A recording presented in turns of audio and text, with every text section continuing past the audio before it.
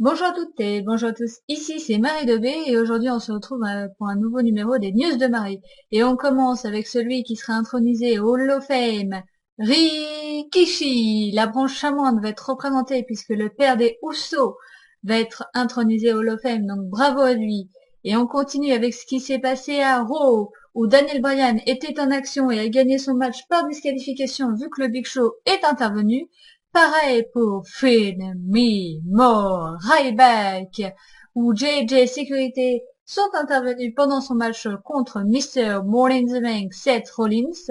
Paige a gagné contre Brie Bella, elle continue de gagner. Je vous rappelle qu'elle fera face à Nikki Bella pour avoir une chance pour le titre. Et là, l'information principale, c'est la rivalité qui a pris un petit tournant entre John Cena et Rusev, où on a vu que John Cena était blessé à l'œil. Et Rusev s'est attaqué à John Cena. John Cena a essayé de répliquer, mais Rusev a eu le dernier mot. Euh, et alors là, l'information qu'il faut savoir, c'est Bray Wyatt. Bray Wyatt avec ses vidéos.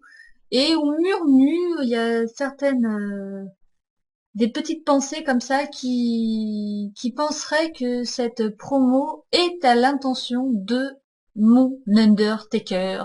Et alors là, quand je vous disais au début que Bray Wyatt me faisait penser avec sa gimmick, son entrée, ses téléportations à l'Undertaker qui faisait exactement la même chose, bah comme quoi j'avais déjà raison à l'époque. Et alors là, pourquoi il n'a pas dit exactement le nom de l'Undertaker? Tout simplement puisque ça va dépendre de son état physique, puisque je vous rappelle que l'année dernière, il a subi une commotion cérébrale et que cette année, on n'est pas sûr, mais bon, un mort-vivant, moi j'en connais qu'un, c'est l'Undertaker ou son frère Kane.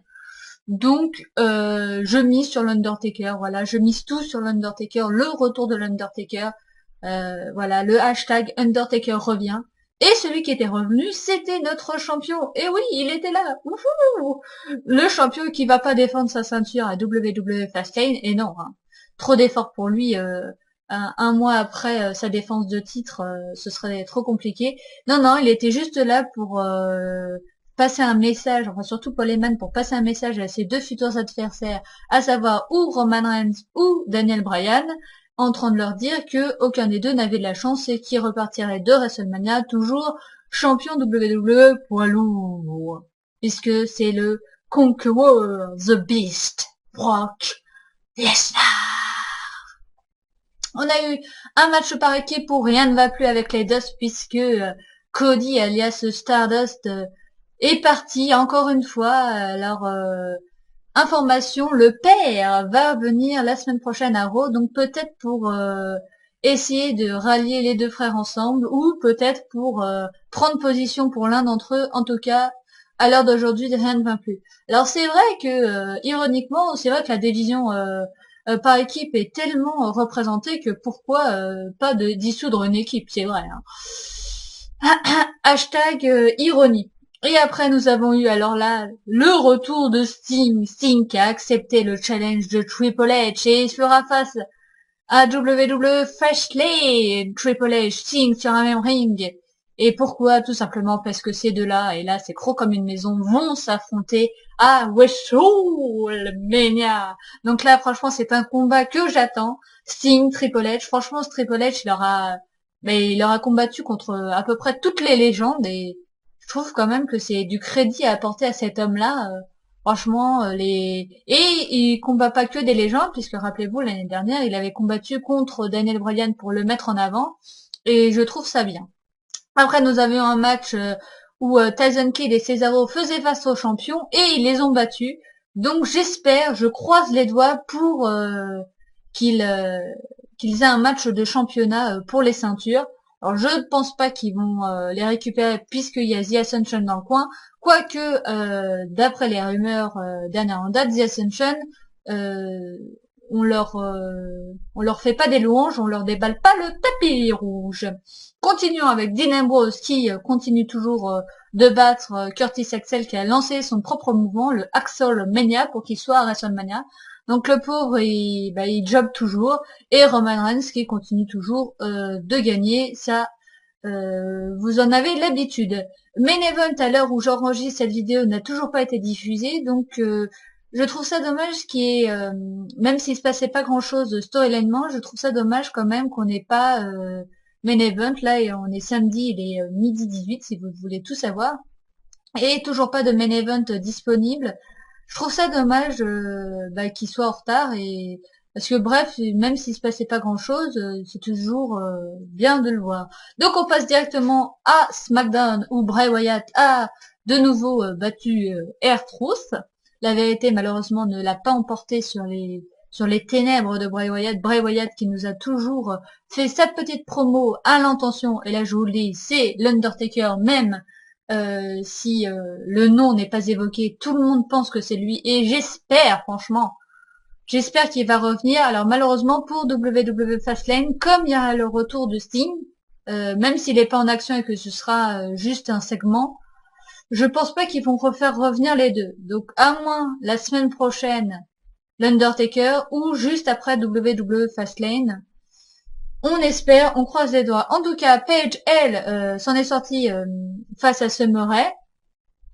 Fandango, lui, a battu Adam Rose. Adam Rose, avec ses Rose Buns, et ben la dissolution, c'est pour bientôt, puisque il les a encore une nouvelle fois frappés. Et on a fini plutôt le SmackDown avec un tournoi par équipe, où Roman Reigns et Daniel Bryan étaient en équipe, alors que il s'était passé, rappelez-vous, à Raw, où Daniel Bryan n'était pas trop content de faire tout le travail, et que Roman Reigns le tag et face en spear et remporte la victoire. Donc Daniel Bryan l'avait poussé, Roman Reigns lui avait fait un spear.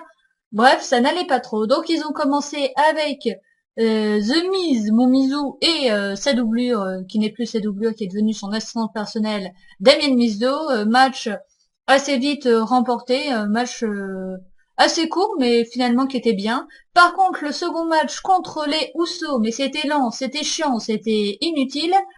La seule partie qui était bien, c'était Roman Reigns qui voulait pas faire face à ses cousins, et l'altercation qu'il a eu avec Daniel Bryan, où Daniel Bryan faisait des yes kicks à un des deux Usos, et là Roman qui est venu pour le prendre par le bras, même qui est venu lui tirer en train de lui dire non mais ça va pas, faut pas faire ça, c'est bon, arrête. L'autre il dit non mais tu me touches encore une fois mais je t'explose. Donc là c'était la seule partie intéressante. Après on a eu Los Matadores où ça a été remporté de manière très très courte par Daniel Bryan. Slater Gator, le retour de Heath Slater qui faisait plaisir à voir, même si on l'a pas vu longtemps, puisqu'ils sont servis de jobber, et que c'est Roman Reigns qui a remporté la victoire de façon expéditive. Ensuite, nous avons eu les Ascension qui étaient juste venus là pour les détruire, puisqu'ils se sont fait disqualifier par l'arbitre. Et pourquoi? Pour préparer le terrain de Kane et de Big Show. Donc Kane et le Big Show, au début, ils s'entendaient bien, et à un moment donné, Kane a commencé à hausser la voix sur le Big Show. Big Show lui a dit non mais tu me parles pas comme ça, et ils ont commencé à faire des tags un peu comme faisaient Daniel Bryan et Roman Reigns au début du match. Et de l'autre côté, à contrario, Daniel Bryan et Roman Reigns, ça allait mieux vu que tous les deux ont subi les foudres de l'autorité, donc ils commençaient à se faire confiance qui va pas durer, puisque je vous rappelle qu'ils feront face l'un à l'autre à WWE Fastlane. Donc résultat, Big Show ça l'a énervé, il a mis une droite à Kane. Et alors là, je pense qu'il n'aurait pas dû, parce que mettre Kane à dos, c'est jamais bon signe. Résultat, c'est Daniel Bryan et Roman Reigns qui ont gagné ce tournoi par équipe. Je pense qu'ils vont continuer à faire face à l'autorité. Alors pourquoi pas envisager de mettre en avant l'un que l'autre. On sait que Roman Reigns est plutôt dans les bons petits papiers, et que c'est lui à la logique qui devrait affronter Brock Lesnar à WrestleMania. En tout cas, voilà ce qu'on peut dire pour l'instant sur WWE SmackDown. Donc voilà, c'était tout pour cette édition. J'espère que ça vous aura plu. Et donc on se retrouve la semaine prochaine pour les pronostics.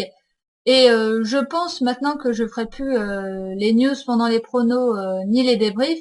vu que on fait déjà ce qui s'est passé la semaine pendant les pronos et les différentes rivalités, à moins qu'il se passe quelque chose qui n'a pas en rapport avec la rivalité des différents matchs. Sinon, je pense que c'est un peu redondant de répéter à chaque fois les mêmes choses. Donc voilà, sur ce, bah, je vous souhaite une bonne vidéo. J'espère que ça a plu. Je vous souhaite une bonne journée, une bonne après-midi ou une bonne soirée. Et nous, on se dit à la prochaine fois. Ciao, ciao!